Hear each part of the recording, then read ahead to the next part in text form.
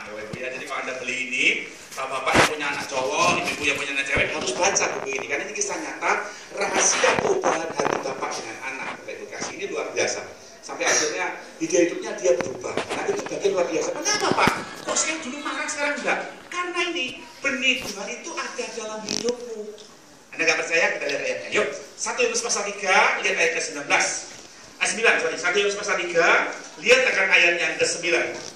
1 Yohanes pasal 3, lihat akan ayat yang ke-9. Jadi yang pertama, mengapa saya intim dengan Tuhan sebelum saya memiliki pelayanan keubahan, supaya Tuhan mencurahkan berkatnya menurut kapasitasnya. Yang kedua, supaya saya berubah. Kenapa saya berubah? Ini jawabannya, lihat baik-baik. 1 Yohanes 3:9. Setiap orang yang lahir dari Allah tidak berbuat dosa lagi. Perhatikan. Sebab benih ilahi tetap ada di dalam dia dan ia tidak dapat berbuat dosa. Kenapa? Karena ia lahir dari Allah. Bapak Ibu, mungkin Anda sedikit heran baca ayat ini. Pak, kenapa saya ini lahir dari Allah, kok saya bisa bikin dosa? Yang dimaksud kata ini, sebab setiap orang lahir dari Allah tidak berbuat dosa. Kata dosa di situ ditulis dengan kata harmatia. Harmatia itu gini, satu keadaan di mana Anda itu melenceng dari sasaran. Jadi baik-baik. Tapi kata kuncinya bukan di situ, yaitu ada kata kuncinya ada di dalam kata berbuat, ya. Itu ditulis dengan kata poieo. Kata poieo itu begini. Jadi orang yang lahir dari Allah, dia tidak poieo harmatia. Ya, jadi karena saya seorang dosen, jadi saya kasih tahu arti Alkitab kita dari bahasa aslinya supaya Anda nggak bingung. Ya, Pak, kenapa sudah percaya Yesus, sudah banyak berdoa, kok saya masih bisa bikin dosa? Yang dimaksud kata berbuat dosa, poieo itu punya pengertian begini. Anda itu tidak tinggal di dalam dosa. Itu maksudnya. Jadi kalau Anda lahir dari Allah, Anda itu tidak tinggal di dalam dosa. Contoh, saya punya anak. Saya tidak pernah mengajarkan anak saya untuk bohong. Satu kali ketika dia main sama teman-temannya di sekolah, pulang-pulang, saya tanya, kenapa tadi kamu tidak ngerjain PR? Ya, dia bilang, lupa. Padahal dia nggak lupa alasannya, main. Berarti dia bohong. Ya Bapak Ibu ya. Dari mana dia belajar bohong? Dari temannya. Ketika saya tahu bahwa dia tidak lupa, bahwa dia sengaja, kamu kan main-main kok sama teman kamu, buktinya nggak lupa kamu dengan main-main, ini catatannya ada. Dan udah kamu tanda tangan di buku recordnya, bahwa ada PR tanggal sekian harus dikerjakan, dan kamu udah tanda tangan, berarti kamu tahu. Nah lihat, dia tahu bohong itu salah, dia tidak bohong lagi. Nah itu kata poieo. Pak, saya tahu Pak, misalnya saya jatuh di dalam dosa, bisnis saya ngawur Pak, saya tahu saya salah. Bertobat minta ampun. Anda tidak tinggal dalam dagang yang terus bohongin orang. Nah itu kata poieo. Jadi kalau Anda lahir dari Allah, Anda mungkin bisa jatuh dalam dosa, tapi tidak tinggal di dosa itu. Anda terus bangkit, terus membenahi kehidupan saudara, jadi memuliakan Tuhan. Kenapa bisa seperti itu? Karena benih kita itu benihnya kerajaan, benihnya Allah. Karena saya lahir dari Allah, benih Allah ada dalam dia. Kata benih ini Bapak Ibu, persis seperti hubungan suami istri loh, beneran. Kalau Anda punya Alkitab bahasa Yunani, kata benih ini ditulis oleh Yohanes dalam bahasa Yunani aslinya Alkitab, itu ditulis dengan kata ini, dengar baik-baik, sperma, saudara. Saya waktu baca itu saya kaget. Oh iya Tuhan, kenapa saya ini gelisah waktu saya bikin dosa? Karena benihnya Allah ada dalam diri saya. Oh karena bukan mata papa saya ini bohong. Bukan mata papa saya punya pikiran cabul. Bukan mata papa saya tinggal dalam perzinahan. Kenapa? Karena saya punya benihnya Allah dalam diri saya. Ingat baik-baik Bapak Ibu. Jadi waktu kau intim dengan Tuhan, satu roh dengan dia, rahasia ini besar. Kenapa? Dia berikan benihnya dalam diri kita. Watak kita jadi berbeda. Amen. Makanya semua Alkitab, semua orang yang bergaul dengan Yesus hidupnya berubah. Yohanes yang tukang marah, itu yang anak guru, kalau dia dekat dengan Yesus, hidupnya berubah Yohanes itu. Jadi rasul kasih. Musa yang kalau marah bisa bunuh orang, waktu dia bergaul dengan Tuhan, wajah Tuhan nempel di wajah Musa, luar biasa. Dia jadi orang yang sangat lembut hatinya. Makanya Bapak Ibu kalau Anda ngambekan, pelit, egois, marah berlama-lama, obatnya cuma satu. Apa Pak? Masuk kamar, tutup pintu, berdoa, nyembah Tuhan. Biarkan benihnya masuk dalam hidupmu, dan hidupmu akan berubah. Amin. Haleluya. Dan itu yang Tuhan cari dalam diri kita. Yang terakhir Pak, pelayanan Elia itu apa? Supaya selain saya mendapatkan berkat untuk saya diberkati Tuhan, supaya saya juga bisa berubah. Yang ketiga itu apa? Mari kita akan lihat ayatnya. Buka bersama dengan saya yang terakhir. Sebuah realita Alkitab yang luar biasa Bapak Ibu, dari sebuah kisah di Alkitab yang terambil dari Markus pasal 7 ayat 26. Markus pasal 7 ayat 26. Lihat baik-baik. Perempuan itu seorang Yunani bangsa Siro-Fenisia yang memohon kepada Yesus. Dalam bahasa Yunani, dia sendiri datang kepada Yesus, memohon secara pribadi, ya, untuk mengusir setan itu dari anaknya. Lalu Yesus berkata kepadanya, biarlah anak-anak kenyang dahulu, sebab tidak patut mengambil roti yang disediakan bagi anak-anak dan melemparkannya kepada anjing. Tapi perempuan itu menjawab, benar Tuhan, tetapi anjing yang di bawah meja juga makan remah-remah yang dijatuhkan anak-anak. Maka kata Yesus kepada perempuan itu, karena kata-katamu itu, pergilah sekarang, sebab setan itu sudah keluar dari anakmu. Bapak Ibu, ini bagian yang seringkali saya buat dalam hidup saya sebagai orang percaya, di mana sering sekali saya mengalami keadaan seperti perempuan ini. Saya nggak bisa ngatasin Tuhan, orang si A, si B yang saya andalkan juga nggak bisa ngatasin. Jadi saya sendiri dengan Tuhan, saya nyembah dengan Tuhan, saya punya proyek bangun gereja, saya nggak bisa ngatasin Tuhan. Saya perlu hatinya Tuhan yang tembus dalam hidup saya. Dimulai dengan ketika saya mulai memperhatikan apa hatinya Tuhan. Lihat, saya belajar untuk datang sama Tuhan. Bapak Ibu harus bersyukur kalau punya pekerjaan, Bapak Ibu harus bersyukur kalau punya masalah. Kok nggak bisa ngatasi? Harus bersyukur. Kenapa Pak Pendeta? Sebab itu tanda bahwa Bapak Ibu perlu Tuhan. Datang sama Tuhan, minta bersyukur sama Tuhan. Dan di sana Tuhan akan mengajar Anda untuk mengerti bagaimana hidupmu bersinar bagi banyak orang. Seperti perempuan ini, dia tidak masuk hitungan. Dia bukan orang yang akan mendapatkan yang namanya bagian dari pelayanan Yesus karena dia orang bukan Yahudi. Tapi hari itu dia datang secara pribadi dengan Tuhan, sendiri dengan Tuhan, tidak rame-rame, sendiri dengan Tuhan.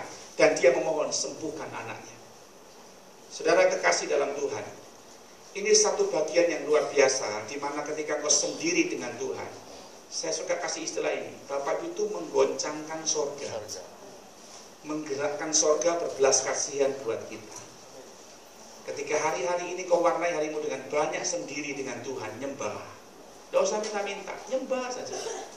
Karena Yesus pun berbuat seperti itu.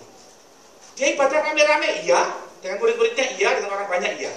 Tapi kalau Anda baca, berkali-kali Yesus, pagi-pagi benar dia ke Taman Getsemani. Pagi-pagi benar dia ke bait suci. Ngapain? Sembahyang dengan Bapaknya. Bahkan pada waktu dia dalam pencobaan yang berat, dia bersama murid-muridnya, kalian tinggal di sini ya, aku sesak hati seperti mau mati rasanya. Alkitab saya bilang apa? Yesus maju sepelempar batu jauhnya, sendiri dengan siapa? Bapaknya. Lalu Alkitab saya berkata, lalu datang seorang malaikat menampakkan diri dan menguatkan dia. Dan Alkitab saya berkata, peluhnya seperti titik-titik darah. Tapi dia sendiri dengan Bapaknya, dia menggerakkan surga sehingga mujizat itu datang memberi kekuatan buat Yesus. Saya sangat berdoa pada jemaat Purbalingga supaya masing-masing gembala di sini menemukan ada banyak orang-orang yang menjadi pilar-pilar gereja. Ini kalimat saya. Ada gereja-gereja yang hanya menjadikan ibu gembala sebagai satu-satunya pendoa di gerejanya, sebagai satu-satunya diibaratkan pilar di gerejanya. Saya mau bilang sama saudara, kalau ibu gembala itu diambil, robohlah rumah itu, saudara. Pilarnya cuma satu. Di gereja saya enggak. Saya temukan banyak orang-orang jadi pilar-pilar gereja. Istri saya termasuk saya jadi pilar-pilar gereja. Untuk apa? Menopang gereja. Orang-orang yang suka duduk di kaki Tuhan. Untuk apa? Menggoncangkan surga, memberikan kekuatan bagi setiap orang di dalamnya. Kalau sampai hari dalam keadaan mata seperti ini saya bisa kuat, itu karena ada pilar-pilar gereja yang menopang saya. Amen. Ada orang-orang yang duduk di kaki Tuhan yang berdoa buat kita. Bapak-bapak di sini kalau hari ini bisa kuat dalam pekerjaanmu, kan ada seorang istri menjadi pilar doa di rumahmu. Ibu-ibu di sini kalau engkau bisa sampai hari ini bisa eksis bertahan dengan suamimu, itu adalah karena ada gembala dan pelayanan Tuhan di sini berdoa buat Anda supaya rumah tanggamu dijaga itu. Amen. Itu bagian yang luar biasa Tuhan ajar buat kita. Jadi hari ini Anda punya kemustahilan apa? Jangan ke tempat yang lain. Yesus sendiri dengan Bapaknya sampai malaikat menguatkan dia. Anda pun juga demikian. Tapi kau punya masalah, saya tahu kau punya kekuatan. Ada orang bangga, saya punya makan asam dan garam. Kok asam dan garam kok dibanggakan? Asam itu lo bikin asam urat, garam bikin stroke, saudara. Kalau Anda banggakan, gawat. Satu kali saya di Kelapa Gading, di Pantai Indah Kapuk, Jakarta. Cool, ibadah, konser. Ada seorang bapak bekas ya apa tuh namanya, orang-orang yang nggak bener lah gitu ya. Dia kena stroke, jadi dia mau bersaksi ceritanya. Ya namanya orang stroke belum sembuh, ya ngomongnya masih pela-pela. Jadi dia karena banyak duit, dia itu karena punya banyak simpenan gitu ya, istri simpenan segala macam. Dengan stroke-nya itu dia bertobat, tapi masih bekas stroke. Jadi dia bilang, munangan, muhimuhan, saya mau menyanyi. Stroke saudaraku. Oh iya, kita cuma ada lihat. Dina banyak orang percaya, katanya gitu. Lalu berzina, berzina. Selalu bersinar maksudnya, karena dia kata selalu berzina. Makanya saya mau menyanyi, katanya gitu. Mau menyanyi, memunyikan. Akunya bersinar itu saudara, nyanyinya gini. Harusnya kan bersinar, bersinar. Aku bersinar terus. Lah karena dia kena stroke, nyanyi yang lain. Berzina, berzina. Aku berzina terus. Waduh, jangan berzina terus. Dia bisa diubah kan, karena satu keadaannya mengasuh. Makanya hari ini mari belajar sama Tuhan. Jangan jadi orang yang sungguh-sungguh ingin berusaha atasi masa lalu dengan kekuatanmu. Habis beneran, habis Pak Bu. Saudara nggak minat mendina. Saudara nggak akan bisa bersinar, percaya kata saya. Kenapa? Karena Tuhan mengajar kita untuk bergantung kepada Dia. Kalau kau nggak punya kekuatan mengatasi masa lalu, puji Tuhan. Itu tanda saya bertekuk lutut di kaki Tuhan, nyembah Dia. Amin. Dan diubahkan bersama mengalami terobosan yang luar biasa. Amin. Sakit parah hari ini, masalah berat hari ini, masih ada Tuhan yang sanggup menggoncangkan surganya untuk mencurahkan kekuatannya bagi saudara. Wanita ini sembuh dengan baik-baik tanpa ditumpangin tangan oleh Yesus. You know because what? Sudah tahu kenapa? Karena dia menggerakkan surga, dia datang sendiri dengan Tuhan. Saya nggak pernah waktu sakit itu ditumpangin tangan orang. Nah, saya bisa bangun gereja dulu buatin orang dada, saudara. Serius. Tapi saya suka sendiri dengan Tuhan. Ibadah dengan istri sering. Tiap malam doa sendiri. Tapi ada momen-momen sendiri, di mana saya sendiri dengan Tuhan. Istri saya sendiri dengan Tuhan, saya sendiri dengan Tuhan, saya juga ibadah rame-rame dengan jemaat. Ada suami istri di Samarinda, Bapak Ibu. Kalau suami istrinya lagi doa di ranjang, lagi doa sendiri, suaminya masuk kamar, dia pura-pura kayak gak berdoa, saudara. Pura-pura bersihkan spray ke apa? Suaminya juga gitu. Berarti di ruang tamu lagi sembahyang, Bapak Ibu ya. Istrinya turun dari tangga, kelotak-kelotak gitu, dari tangga gitu. Dia pura-pura baca koran. Tanya kenapa? Malu, Pak. Loh, sama suami sendiri, sama istri sendiri kok malu ketahuan berdoa dengan Tuhan, itu kan aneh. Justru seorang istri harus bangga melihat suaminya yang hebat, suaminya yang berkarisma, yang berhasil dalam bisnis, dia masih bisa menekukkan lututnya sembahyang dari bapaknya. Istri harus bangga itu. Karena itu mahkota seorang istri. Aku punya suami yang tidak mengandalkan kekuatannya, aku punya seorang suami yang mengandalkan Tuhannya, dia suka sembahyang sendiri dengan Tuhannya. Itu menjamin pernikahan saya langgeng. Kenapa? Watak bapak turun dalam suami saya. Gitu Bapak Ibu. Amin. Makanya ibu harus sumpah kalau istrinya nggak suka berdoa. Loh bener Bu, Anda harus gelisah kalau istrimu nggak suka berdoa, suamimu nggak suka berdoa. Seorang bapak juga begitu waktu lihat istrinya lagi berlutut sembahyang, luar biasa. Karena saya diubahkan karena seorang istri yang suka berlutut di kaki Tuhan. Loh beneran, saya dulu jahat Pak sama istri. Kalau ada jahat sama istri, istrimu ngelawan, aman Pak kita Pak, tinggal motot-mototan aja. Emang kenapa? Walaupun malam, gak suka cerai, takut dia tuh Pak. Tapi kalau dia gak banyak mulut Pak, Anda ngelawan, Anda bentak-bentak dia, Anda benar-benar dengan tulus mengasihi Anda. Ya, benar-benar tulus ya Bapak Ibu ya, bukan tulus dendam enggak. Karena ada seorang jemaat saya, Pak Gembala tuh suami istri saya tuh loh Pak, saya bentak-bentak, saya maki-maki. Saya pikir di sana itu diam itu betul-betul tulus, ternyata enggak Pak. Ternyata situ saya bentak-bentak, ternyata tiap pagi itu dia bilang apa? Saya kalau bentak-bentak saya, kata istri saya. Oh bentak-bentak saya tiap pagi itu bersihkan proses biasanya pakai sikat gigimu. Makanya saya kan hepatitis Pak. Tapi saya enggak, dia benar-benar tulus Bapak Ibu. Dia betul-betul tulus.